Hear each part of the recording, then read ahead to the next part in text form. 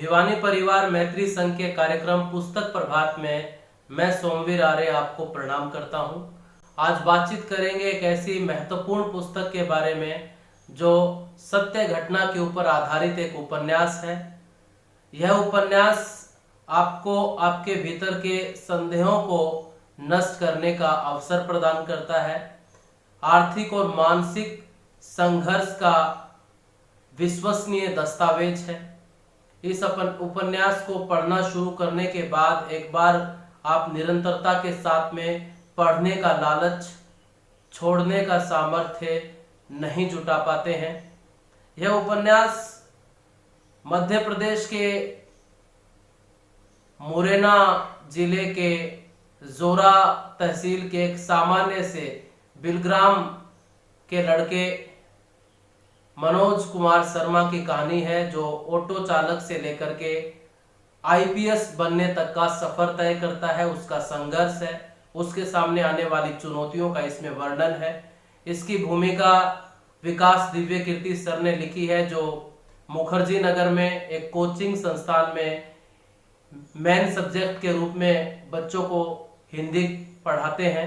और वो लिखते हैं कि मैं हर साल आईएएस आईपीएस बनने का सपना लेकर के दिल्ली आने वाले हजारों विद्यार्थियों से रूबरू होता हूं। उनमें से कुछ लोग यूपीएससी का एग्जाम पास करके विभिन्न हिस्सों में जाकर के देश की सेवा करते हैं।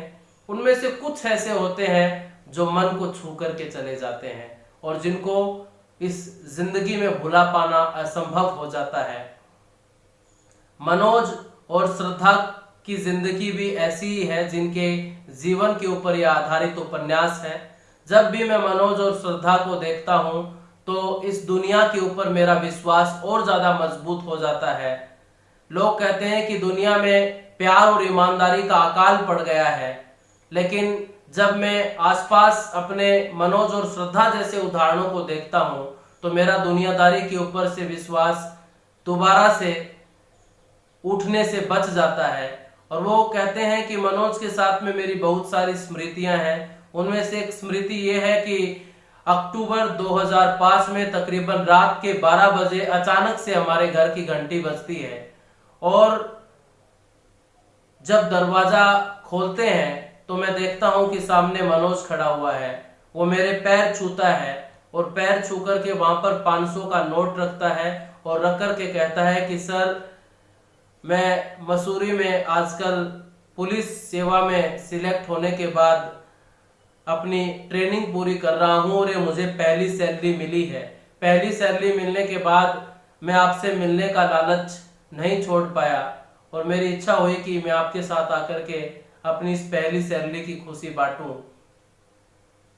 विकास सर कहते हैं कि मैं अनेक अपने जीवन के सफल विद्यार्थियों से परिचित रहा हूं, लेकिन ऐसे समर्पित भाव वाला व्यक्ति मैंने नहीं देखा। वो कहते हैं कि काफी देर तक बातचीत होती रही, लेकिन वो 500 रुपए आज भी मेरे पास सुरक्षित है और नोटबंदी भी उनको हमसे बेदखल नहीं कर पाई। मनोज के जीवन से जुड़ी हुई कई घटनाएं मुझे इस उपन्यास में पढ़ने को मिली हैं। अगर उन घटनाओं का मैं विस्तार से वर्णन करूंगा तो तकरीबन 1.5 या 2 घंटे का वीडियो इस उपन्यास के ऊपर बनाया जा सकता है, लेकिन मैं 2-3 घटनाओं का वर्णन करूंगा क्योंकि बाकी आपको श्रद्धा और मनोज के बारे में विस्तार से जानना है। उनकी कहानी, उनकी सफलता, उनकी असफलताओं, उनके संघर्ष, उनकी परेशानियों, उनकी चुनौतियों के बारे में विस्तार से जानना है तो आपको ये उपन्यास पढ़ना पड़ेगा। इस उपन्यास में आपको अल्मोड़ा के दर्शन होते हैं, मुरैना के दर्शन होते हैं, जोरा के दर्शन होते हैं, ग्वालियर के दर्शन होते हैं और ग्वालियर में एक ऐसी जगह जिसको ग्वालियर का मुखर्जी नगर कहा जाता है, पीली कोठी के दर्शन होते हैं, जहां पर कॉम्पिटिटिव एग्जाम्स की तैयारी करने वाले विद्यार्थी तैयारी करके अपने आप को गौरवान्वित महसूस करते हैं। उसके बाद आपको ये पुस्तक दर्शन करवाती है अपनी रसोई दिल्ली के, उसके साथ में दर्शन करवाती है गांधी विहार के, नेहरू विहार के, मुखर्जी नगर के, और आपस में जो यूपीएससी की तैयारी करने वाले विद्यार्थियों की मनोदशा होती है, उनका संवाद होता है, एक दूसरे के प्रति जो उनके भाव होते हैं। इसमें कई पात्र हैं जिनमें से मनोज के मित्र अविनाश है, पांडे हैं, श्रद्धा है, गुप्ता है, उन सब से बखूबी तरीके से आपको परिचित होने का मौका मिलेगा। मनोज जब ग्वालियर में यूपीएससी की तैयारी कर रहे थे तो उस समय वो पहले ही अटेम्प्ट में अपना प्रीलिम्स क्लियर करने में कामयाब हो गए थे, लेकिन मेंस में रह गए थे और उसके बाद निराश और हताश होकर के गांव इस उम्मीद के साथ में जाते हैं कि कुछ पैसे लेकर के आएंगे ताकि आगे तैयारी कर सकें। लेकिन गांव में प्रवेश करते ही उसे अपने बचपन का साथी विष्णु मिल जाता है, जिसके साथ उसने 12th का एग्जाम दिया था। विष्णु आजकल सरकारी स्कूल में अध्यापक हो गया था। विष्णु पहला सवाल करता है मनोज से कि मनोज, तुम डिप्टी कलेक्टर बन गए का? क्या हुआ, कब तक डिप्टी कलेक्टर बन जाओगे? तो उसके बाद मनोज को उम्मीद नहीं थी कि आते ही विष्णु का ये व्यंग्य उसे सुनने को मिलेगा। मनोज कहता है कि विष्णु, समय लगता है, मैं प्रयास कर रहा हूं, हो जाएगा। लेकिन विष्णु मंद मंद मुस्कुराया, क्योंकि वो भीतर से जानता था कि उसके सामने 12th में फेल होने वाला मनोज जिंदगी में ज्यादा कुछ कर नहीं सकता है। वो बस ग्वालियर में रह करके अपना टाइम पास कर रहा है।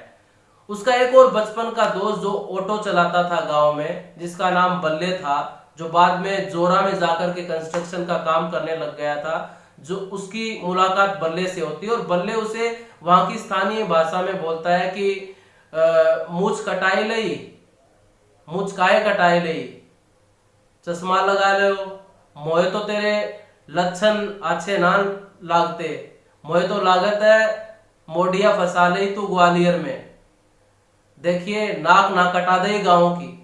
तो वहां की स्थानीय भाषा में एक ताना मारता है कि तूने मुझे भी कटवा ली है, क्यों कटवा ली मैं नहीं जानता, और इसके अलावा मुझे नहीं लगता कि तेरे लक्षण ठीक है, तेरा चाल चलन ठीक है, मुझे तो लगता है कि ग्वालियर में तूने कोई लड़की पटा ली है और तू जो है गांव की नाक मत कटवा देना। इसका अर्थ बेसिकली ये था, आप समझ भी गए होंगे। तो मनोज बड़ा निराश और हताश होता है। आमतौर पर आपने देखा होगा कि किसी भी क्षेत्र में आप जाइए, चाहे वो हरियाणा हो, चाहे उत्तर प्रदेश हो, चाहे मध्य प्रदेश हो, गांव में दूर दराज तैयारी करने के लिए गए हुए बच्चों के ऊपर जब वो वापिस लौटते हैं तो इसी तरह के कटाक्ष उनको सुनने को मिलते हैं।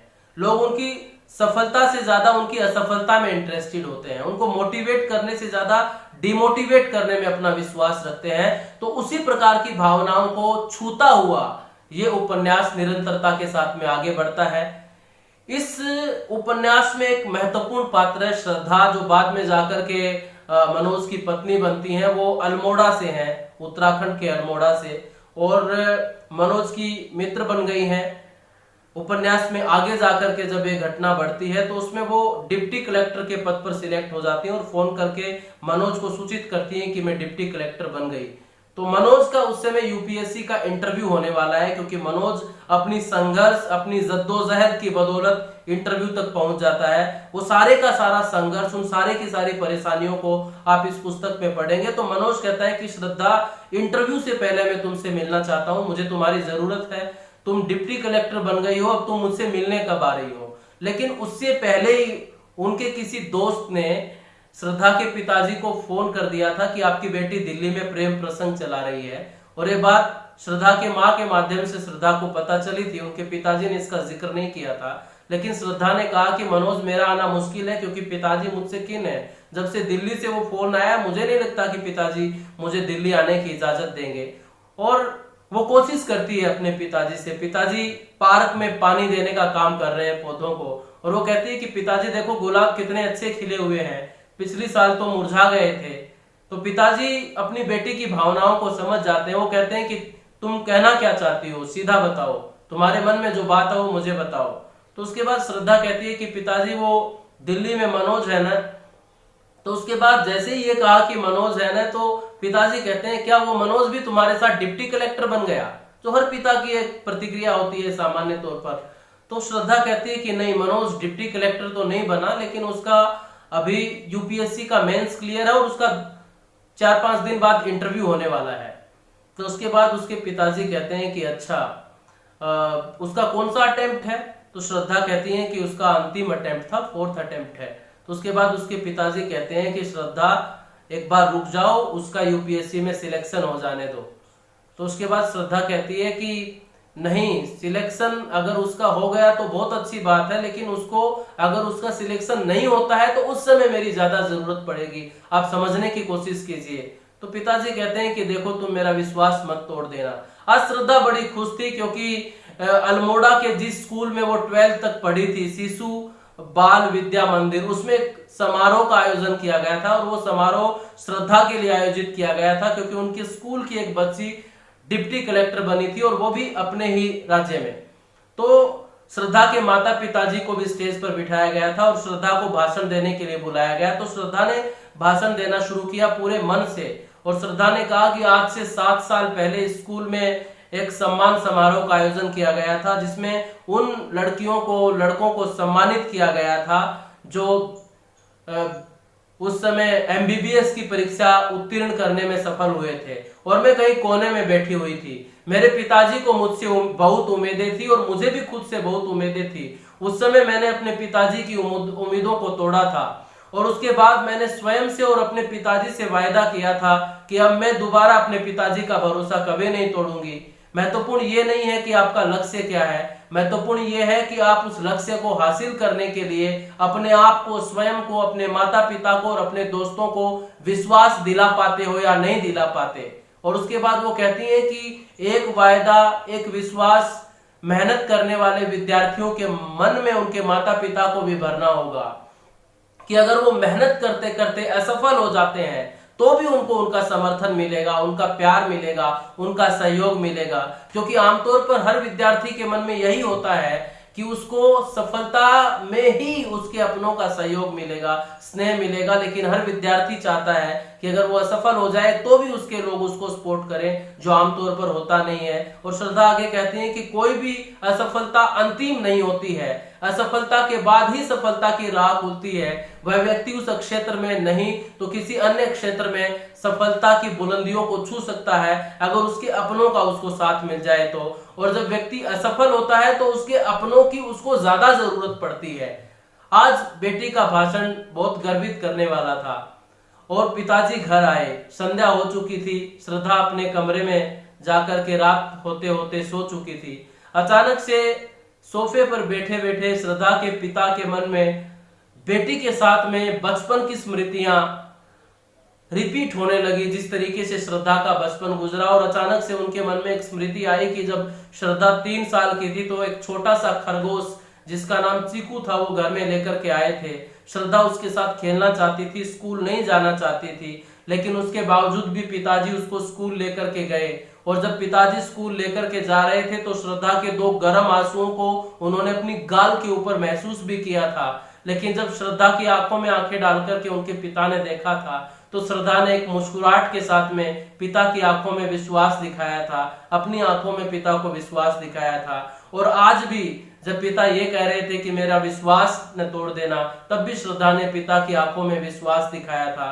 अब पिता ने देखा कि श्रद्धा ने अपनी छाती से कोई डायरी चिपकाई हुई है और वो सोई हुई है। पिताजी ने डायरी ली, पिताजी ने देखा कि उस डायरी के जो अंतिम लिखे हुए अक्षर थे वो श्रद्धा के आंसुओं से बिखर चुके थे और आंसू उसके ऊपर बिखरने से उसकी जो स्याही थी वो फैल चुकी थी। उसके बाद अचानक से उनको अपनी बेटी के ऊपर प्यार आने लगा, उनके बालों को सहलाना शुरू कर दिया। श्रद्धा ने आंखें खोली, पिता की आंखों में अपने लिए एक स्वप्न देखा, समर्पण देखा और पिता के गले से लग गई। लगा था कि ये चिड़िया दोबारा से अपने पंखों को खोलने लगी है। तो अनुराग पाठक के जो शब्द हैं वो आपके ऊपर जादू करेंगे जब आप इस उपन्यास को पढ़ेंगे। और आज जो है मनोज अपनी डायरी को देख रहा है जो नियमित लिखा करता था, क्योंकि उसे परसों कल इंटरव्यू के लिए जाना है। मनोज अपनी डायरी को पढ़ रहा है, पढ़ते पढ़ते अचानक मनोज को ग्वालियर के वो दिन याद आते हैं जब मनोज ग्वालियर में गरीबी के दिनों में ग्वालियर की एक गली में आटा चक्की के भीतर आटे से सना हुआ खड़ा था और उसका दोस्त पांडे उसके पास आकर के आता है और उसके सामने पीली कोठी के कमरे में रह करके एग्जाम्स की, यूपीएससी की तैयारी का उसको आश्वासन देकर के अपने साथ लेकर के चला जाता है। अचानक से उसका हृदय जो है समर्पण से भर जाता है और उसके मन में एक सवाल आता है कि अगर पांडे मेरे जीवन में नहीं आता तो शायद आज मैं यहाँ तक नहीं पहुंच पाता। वो पूरे तरीके से पांडे के प्रति कृतज्ञ हो जाता है और तैयार होकर के गांधी विहार की तरफ जाने की तैयारी शुरू कर देता है।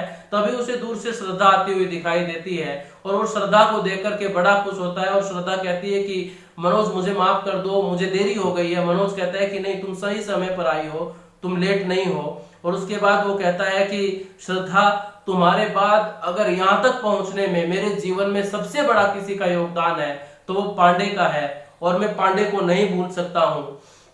उसके बाद श्रद्धा कहती है कि पांडे तो तुम्हारा कई बार अपमान कर चुका है, सार्वजनिक रूप से तुम्हारी बेइज्जती कर चुका है, उसके बाद भी तुम पांडे से मिलना चाहते हो। तो मनोज ने कहा कि मैंने 5वीं क्लास में हरपाल सिंह की 5 बातें पढ़ी थी कि जो व्यक्ति मुसीबत में तुम्हारा साथ दे उसके प्रति हमेशा कृतज्ञ रहना चाहिए, उसके सहयोग को नहीं भूलना चाहिए। तुम्हारे बाद अगर जीवन में सबसे ज्यादा मुझे साथ किसी का मिला है तो वो पांडे है। और उसके बाद श्रद्धा ने कहा कि शायद मैंने अपनी जिंदगी में दुनिया के सबसे अच्छे लड़के को चुना है। मुझे गर्व है कि तुम किसी से नफरत ही नहीं कर सकते, तुम सबसे प्रेम ही करते हो, प्यार ही करते हो। और वो तैयार होकर के उसके साथ में चल पड़ी। पांडे अपने कमरे में लेटा हुआ था, विचारों में खोया हुआ था। और उसके बाद पास जाकर के मनोज ने पांडे से कहा कि पांडे देखो, तुम अगर मेरी जिंदगी में नहीं आते तो शायद आज मैं यहाँ तक नहीं पहुंच पाता। तुम्हारा मेरी जिंदगी में बहुत बड़ा योगदान है। मैं कल इंटरव्यू देने जा रहा हूँ और मुझे तुम्हारी शुभकामनाओं की जरूरत है और तुम्हारी शुभकामनाएं मेरे लिए बहुत ज्यादा महत्वपूर्ण है। पांडे ने श्रद्धा की तरफ देखा। श्रद्धा ने भी कहा कि पांडे भैया, आप भी मेहनत लगा करके, मन लगा करके तैयारी कीजिए, क्योंकि मनोज को भी लास्ट अटेम्प्ट में ही इंटरव्यू कॉल हुई है, आपको भी हो जाएगी और इसका कल इंटरव्यू है, इसको शुभकामनाएं दीजिए। तो पांडे श्रद्धा से पूछता है कि अगर इसका इंटरव्यू क्लियर नहीं हुआ तो क्या तुम इसके साथ रहोगी? यानी कि अब भी वो श्रद्धा के साथ में पसंद नहीं कर रहा है मनोज को और वो चाहता है कि मनोज श्रद्धा से अलग हो जाए। तो श्रद्धा कहती है कि मनोज ने बहुत ज्यादा मेहनत की है, छोटी जगह से आकर के बड़ा बनने का सपना देखा है। मेरे लिए महत्वपूर्ण ये नहीं है कि कल उसका सिलेक्शन होता है या नहीं है, मेरे लिए महत्वपूर्ण मनोज है जो हमेशा रहेगा। अगर सिलेक्शन नहीं हुआ तो मनोज कोई और काम कर लेगा, लेकिन मैं इसको छोड़ूंगी नहीं। पांडे अब थोड़ा सा संतुष्ट हुआ और उसे लगा कि अब उसका कोई भी पैतरा श्रद्धा के ऊपर काम करने वाला नहीं है। उसके बाद पांडे उनको छोड़ने के लिए टेम्पो स्टैंड तक आया और पांडे ने मनोज से कहा कि यार, वो श्रद्धा के पिता को मैंने फोन किया था और तुम्हारे बारे में बता दिया था, उसके लिए मैं तुमसे माफी मांगता हूँ। तो मनोज ने मुस्कुरा करके कहा कि कोई बात नहीं पांडे, इसमें भी ईश्वर की कोई बड़ी इच्छा छिपी हुई होगी। और ये कहकर के मनोज और श्रद्धा वहां से वापिस आ गए। आज यूपीएससी का इंटरव्यू होना था और मनोज ऑटो में बैठ करके श्रद्धा के साथ में यूपीएससी ऑफिस की तरफ बढ़ जाता है और अचानक से उसके मन में कई तरह के सवाल चल रहे हैं और वो श्रद्धा से कहता है कि श्रद्धा, कई ऐसे टॉपिक्स हैं जिनको मैं छू भी नहीं पाया, मैंने ये भी नहीं पढ़ा, वो भी नहीं पढ़ा, पता नहीं वो लोग इंटरव्यू में मुझसे क्या पूछने वाले हैं।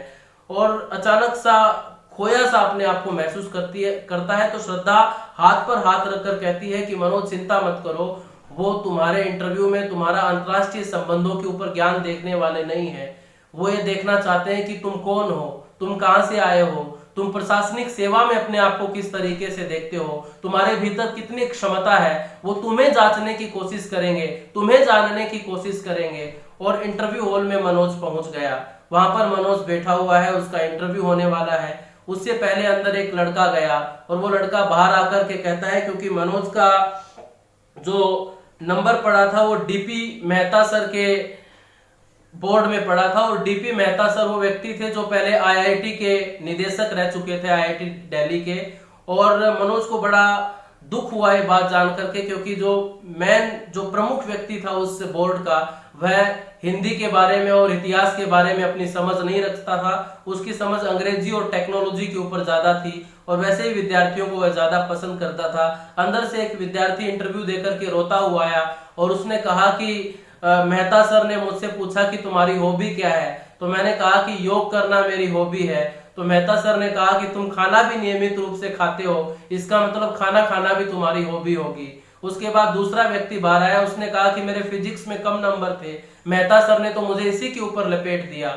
उसके बाद एक तीसरा व्यक्ति बाहर आया, उसके चेहरे पर मुस्कुराहट थी और उसने मुस्कुराते हुए कहा कि मैं आईआईटी दिल्ली से पास आउट हूँ, सॉफ्टवेयर इंजीनियर हूँ इन्फोसिस में। और मेहता सर बड़े खुश थे मेरे इंटरव्यू से, उन्होंने टेक्नोलॉजी के ऊपर मुझसे सवाल किए। 5-6 बार उन्होंने मुझे वेरी गुड कहा, मेरा इंटरव्यू काफी अच्छा गया। अब मनोज पूरे तरीके से अपने अतीत में खो गया था, अपनी माँ की परेशानियों में, अपने पिता के स्वाभिमान में, अपने गांव की गलियों में, ग्वालियर की गलियों में, और उसे सारी की सारी स्मृतियां स्मरण हो रही थी कि अचानक से बुलावा आया मनोज कुमार शर्मा। और अब मनोज अंदर जाता है, इंटरव्यू पैनल के सामने जाकर के बैठता है। मनोज देखता है कि 4 लोग सूट पहन करके बैठे हुए थे, कोने में एक व्यक्ति धोती कुर्ता पहन करके बैठे हुए थे। मनोज बैठ गया। सबसे पहला सवाल उनसे डीपी मेहता ने ही किया, जो आईआईटी के निदेशक रह चुके थे और जो मानते थे कि एक अच्छा प्रशासनिक अधिकारी वही बन सकता है जिसकी अंग्रेजी के ऊपर कमांड होती है। उन्होंने पहला सवाल ये किया कि मनोज, ये बताओ कि तुमने प्रशासनिक सेवा को किससे प्रभावित होकर के चुना? तो मनोज कहता है कि सर, मैं ऑटो चलाया करता था और ऑटो चलाते हुए एक बार पुलिस ने मेरा ऑटो पकड़ लिया। उसके बाद मैं उस समय के deputy collector Dushyant Singh sir के पास में गया और उनकी त्वरित कार्रवाई को देखकर के मेरे मन में भी एक प्रशासनिक अधिकारी बनने की इच्छा पैदा हुई और उन्हीं से प्रभावित होकर के मैं प्रशासनिक सेवा की तरफ मेरा रुझान बढ़ा। मेहता सर इससे प्रभावित नहीं हुए, क्योंकि इस तरह की स्टोरीज वो रोज इंटरव्यूज में सुना करते थे जब भी वो उस पैनल में आते थे। तो उन्होंने कहा कि अच्छा, तुम्हें सत्ता और पावर की जरूरत है, इसलिए तुम ये सेवा ज्वाइन करना चाहते हो। उसके बाद दूसरा सवाल जो मेहता सर ने उससे किया वो यही किया कि एक अन्य पैनलिस्ट ने मनोज से सवाल किया, जब वो उनकी मार्कशीट के ऊपर नजर गड़ाए हुए थे, उसके एकेडमिक रिकॉर्ड के ऊपर नजर गड़ाए हुए थे। उन्होंने कहा कि तुम्हारी ग्रेजुएशन में 2nd डिवीजन है, तुम्हारी 12th में 2nd डिवीजन है, तुम्हारी 10th में 3rd डिवीजन है। और अचानक से वो रुक गए। उन्होंने देखा कि 12th तुमने 2 साल में की है। 2 साल क्यों? क्या तुम फेल हो गए थे?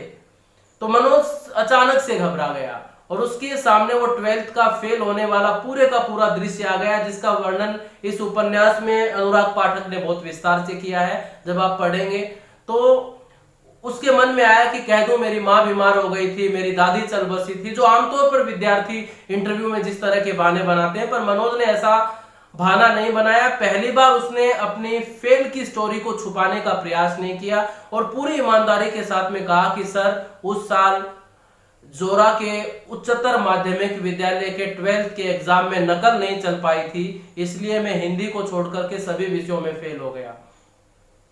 अब यहां से डीपी मेहता को पॉइंट मिल गया और उन्होंने इंटरव्यू पैनल के सामने कहा कि इतने साल मुझे इंटरव्यू लेते हुए हो गए, लेकिन तुम पहले विद्यार्थी हो जो 12th की परीक्षा नकल देकर के पास करना चाहते थे, असफल हो गए।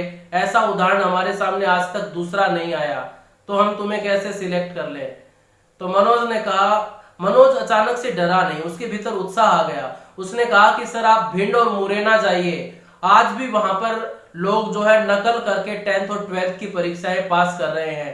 वहां के सिस्टम को जाकर के देखिए, आप मुझे बताइए कि इसमें कमी किसकी है, कमी सिस्टम की है या उन विद्यार्थियों की है जो नकल करके परीक्षाएं पास करते हैं। एक बार एक दुष्यंत सिंह ने 1 साल नकल नहीं होने दी और उसका अंजाम यही है कि मेरे जैसा एक सामान्य सा विद्यार्थी अपनी मेहनत और परिश्रम की बलबूते पर आपके सामने आकर के बैठा हुआ है। वो इस उत्तर के लिए तैयार नहीं थे। दूसरे अधिकारी ने भी उनको उसी में उलझाने की कोशिश की। डीपी मेहता दोबारा बोले, उन्होंने कहा कि इंग्लिश लिटरेचर भी तुम्हारा बहुत ज्यादा वीक है और तुम इंग्लिश में बहुत ज्यादा अच्छे नहीं हो। मुझे नहीं लगता कि इंग्लिश के अभाव में तुम कोई अच्छे प्रशासनिक अधिकारी बन सकते हो, क्योंकि इंग्लिश का आना बहुत ज्यादा जरूरी है। तो मनोज के पास उसका कोई उत्तर नहीं था। जो बुजुर्ग कोने में धोती कुर्ता पहन करके बैठे हुए थे वो स्थिति को भांप गए। उन्होंने कहा कि मनोज, तुम पानी पी लो। पानी का गिलास रखा हुआ था। मनोज ने पानी का गिलास उठाया और जैसे ही मनोज पानी का गिलास उठाकर उसको देखते हैं तो उन्होंने कहा कि सर, मैं इस पानी के गिलास को नहीं पी सकता। तो उसके बाद उस बुजुर्ग ने कहा, जो धोती कुर्ता पहनकर बैठे हुए थे, कि मनोज, पानी गंदा है क्या? मनोज ने कहा कि नहीं सर, पानी गंदा नहीं है। तो उसके बाद कहा कि फिर पी क्यों नहीं रहे हो? तो मनोज ने कहा कि सर, मैं स्टील के गिलास में पानी पीता हूं, कांच के गिलास में नहीं पीता। और जब ये कहा तो डीपी मेहता अचानक से चौंक गए। उन्होंने कहा कि पानी तो पानी है, वो ठीक है, वो कांच के गिलास में है या फिर स्टील के गिलास में, इससे क्या फर्क पड़ता है? इससे कुछ फर्क नहीं पड़ता। तो उसके बाद मनोज ने कहा विनम्रता के साथ में, सर मैं यही कहना चाहता हूं कि आप किस भाव के साथ में, किस समर्पण के साथ में, किस योग्यता और किस ज्ञान के साथ में सेवा करना चाहते हैं, अपने ज्ञान को, अपनी सेवा को अभिव्यक्त करना चाहते हैं, वो महत्वपूर्ण है। अभिव्यक्ति अंग्रेजी में है या फिर हिंदी में है, ये महत्वपूर्ण नहीं है। पूरे का पूरा जो इंटरव्यू का पैनल था वो हतप्रभ रह गया इस जवाब को सुनकर के। और उसके बाद डीपी मेहता ने एक और सवाल उसके ऊपर दागा। असंतुष्ट थोड़े से वो नजर आए, क्योंकि मानसिकता उनकी ऐसी थी कि अंग्रेजी पढ़े लिखे ज्यादा अच्छे तरीके से प्रशासनिक व्यवस्थाओं को संभाल सकते हैं। उन्होंने कहा कि जो लड़का गणित से भाग गया, जो लड़का अंग्रेजी से भाग गया, इस बात की क्या गारंटी है कि कल वो अपनी प्रशासनिक जिम्मेदारियों से नहीं भागेगा। मैं इससे कुछ और नहीं पूछूंगा, आप में से किसी को पूछना है तो पूछिए। पैनल में से एक और व्यक्ति ने मनोज को भीतर से कुदेरने की कोशिश की। उसने कहा कि मनोज तुम्हारी हिंदी बहुत अच्छी है, तुम चाहो तो हिंदी के लेक्चरर बन सकते हो, क्योंकि मुझे लगता है टेक्नोलॉजी को जानने वाला व्यक्ति ही जिले को अच्छे तरीके से संभाल सकता है, और तुम्हारा टेक्नोलॉजी में बहुत ज्यादा ज्ञान नहीं है। अब यहाँ पर फिर से साहित्य टेक्नोलॉजी के हाथों खुद को बंधा हुआ महसूस कर रहा था।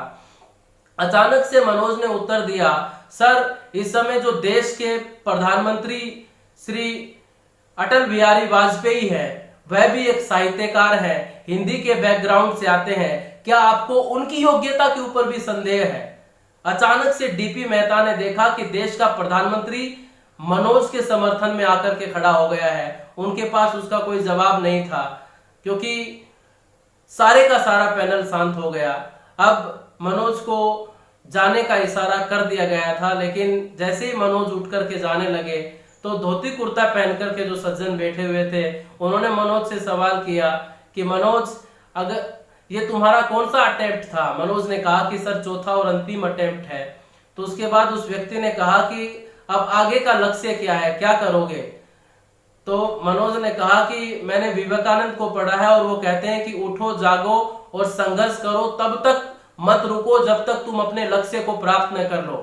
बुजुर्ग व्यक्ति ने कहा कि आईएएस आईपीएस बनना तुम्हारा लक्ष्य नहीं है मनोज, क्या ये तुम्हारा लक्ष्य नहीं था? मनोज ने कहा कि आईएएस बनना, आईपीएस बनना, डॉक्टर बनना, इंजीनियर बनना ये व्यक्ति के लक्ष्य नहीं हो सकते सर, ये केवल लक्ष्य में हेल्प करते हैं, ये माध्यम हो सकते हैं। व्यक्ति का लक्ष्य तो राष्ट्र सेवा होता है, समाज सेवा होता है, मुझे देश की सेवा करनी है, इस माध्यम से नहीं तो मैं किसी और माध्यम से कर लूंगा। और ये कहकर के मनोज उस इंटरव्यू के कक्ष से बाहर आ गया। आज यूपीएससी का रिजल्ट आने वाला था और सभी जो छात्र थे वो यूपीएससी के ऑफिस की तरफ बढ़े, जिनकी संभावना थी। उनमें से 2/3 छात्रों को चुना जाना था, पर सबको लगता था कि उनका सिलेक्शन होने वाला है। गेट को, भीड़ को तितर बितर करके बंद कर दिया गया था। मनोज को भी एक सिपाही ने जो ट्रैफिक की व्यवस्था को व्यवस्थित कर रहा था, धक्का दे दिया था और गेट बंद कर दिया था। 5 मिनट लगे लिस्ट लगाने में रिजल्ट की, और मनोज को ये 5 मिनट 5 युगों जैसे लग रहे थे। गेट खोल दिया गया, विद्यार्थी अचानक से अंदर घुसे, कोई खुशी के मारे पागल हो रहा था, कोई चिल्ला रहा था, किसी की आंखों में आंसू थे, और मनोज की हिम्मत नहीं हुई कि वो अपना रिजल्ट जाकर के देख सके। उसने श्रद्धा से कहा कि जाकर के तुम मेरा रिजल्ट देखो। श्रद्धा गई, उधर से अविनाश आ रहा था जो इनका साथी था, पढ़ाई में काफी अच्छा था। उसने अविनाश से पूछा कि तुम्हारा क्या रहा?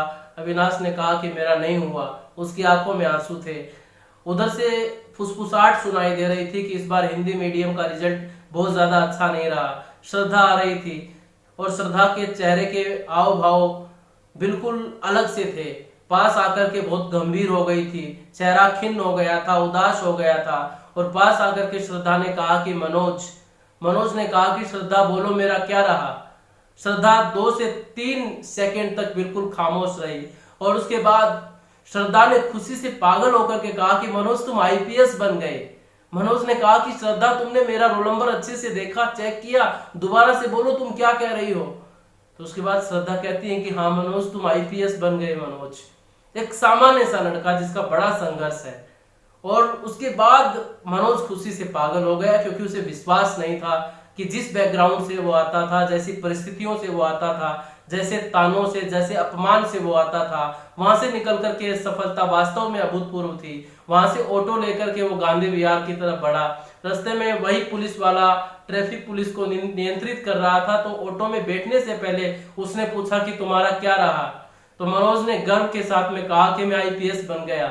अचानक से उस पुलिस वाले ने, जिसने कुछ देर पहले मनोज को धक्का दिया था, उसे सैल्यूट मारा, और जैसे ही सैल्यूट मारा तो मनोज ने नीचे आकर के उसे अपनी बाहों में भर लिया। ये पुलिस वाला भी एक आईपीएस का पहली बार स्पर्श महसूस कर रहा था, और मनोज ऑटो में बैठ करके गांधी विहार की तरफ बढ़ गया। निश्चित रूप से उपन्यास को पढ़िए, अनुराग पाठक जी ने कमाल किया है अपनी लेखनी से। और मैं आपको कहना चाहूंगा कि इस उपन्यास को मैंने कल रात को 9 बजे पढ़ना शुरू किया था, 2:30 पर मैंने इसको खत्म किया, और मैं इसे छोड़ने का लालच बिल्कुल भी अपने भीतर नहीं जुटा पाया, क्योंकि उस उपन्यास में ताकत है जो अंत तक आपको जोड़े रखता है। और यह पुस्तक मैंने किसी से लेकर के पढ़ी है, लेकिन जैसे ही मैंने इसको पढ़ा तो पढ़ने के बाद भी मैंने अमेज़न से इसकी एक प्रति अपने लिए मंगाई है, क्योंकि मुझे लगता है कि ऐसी पुस्तकें आपके पुस्तक कलेक्शन में जरूर होनी चाहिए। आपका बहुत बहुत धन्यवाद।